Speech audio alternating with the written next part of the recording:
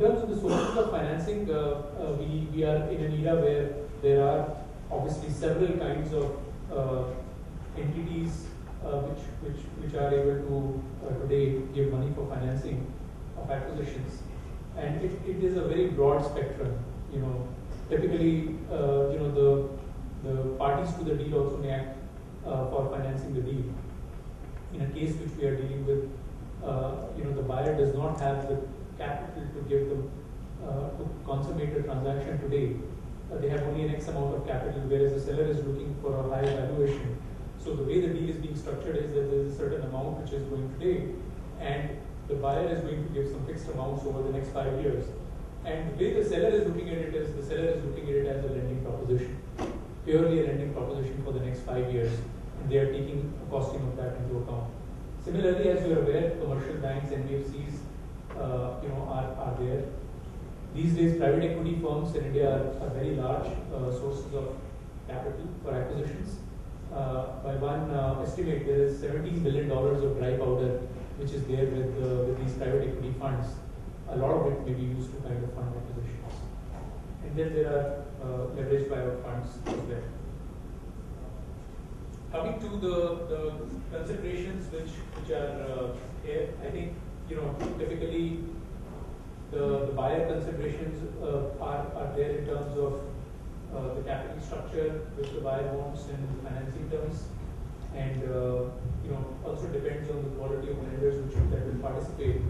And for a seller, I think there is always a trade-off between kind of having the money coming over a period of time as opposed to a higher valuation today. And similarly, whether or not to use earnouts as a mechanism to draw additional compensation down the line. Some characteristics of various financing forms, and I will not kind of dig too deep into this, but in terms of debt, equity, preferred, common, senior, subordinated structures,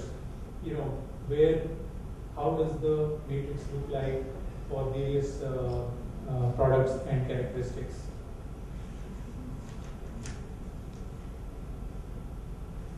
The way to see it is the cost of financing for each of these cases, what is the quality of collateral which could be available, the ownership criteria which you want to have post-dilution, and so on. In acquisition finance, just in terms of the way the structuring is, obviously when it comes to the borrower's perspective, the borrower would want the minimum possible equity contribution in this, as long as capital is available today or debt is available today to be able to service, and as much as possible limited recourse to the parent. So a few companies, when they were doing acquisitions in Europe, actually set up a subsidiary company in Europe, and they took all their debt in Europe, and all the acquisitions were also put in the European company, and quite often the guarantees and whatever came with it went to the European company, and none of it came to the parent. So there are ways in which people try to ring fence that, some of which backfired, but that is to give you a quick perspective on what the borrower wants. From a lender's perspective, obviously, security is important, and essentially, I think what is most relevant is what is the promoter comfort in contribution, what is the promoter's track record in creating value by way of acquisitions. In terms of the challenges, I think optimization of the financing cost is obviously a very big part. I think there is a transaction cost which could run into large numbers, and that again needs to be minimized. And each of these financing options come with their own kind of diligence. And then there are certain things like which come with it, like prepayment penalty, commitment charges, etc. I think what is most important, and that probably is the crux of the presentation which I'm trying to make today, is I think finalization of the right kind of instrument based on your needs. The second part is choosing the best possible jurisdiction in borrowing vehicle, and that can have such a major impact on the way you are kind of financing some of these deals. So it has a very important, it's a very important consideration. Quite often we've seen, if a target, for example, is in Germany, the German banks being the most cost efficient and optimal as opposed to some of the other banks, because they understand the target, the promoter group behind the target best, the best of all the possible ones. And then, the rest of the stuff is pretty generic, in terms of how to structure the repayment schedule, the negotiation of the financial covenants and the tax consideration. More than anything, this is a checklist for what needs to be done, and the kind of issues which need to be taken care of.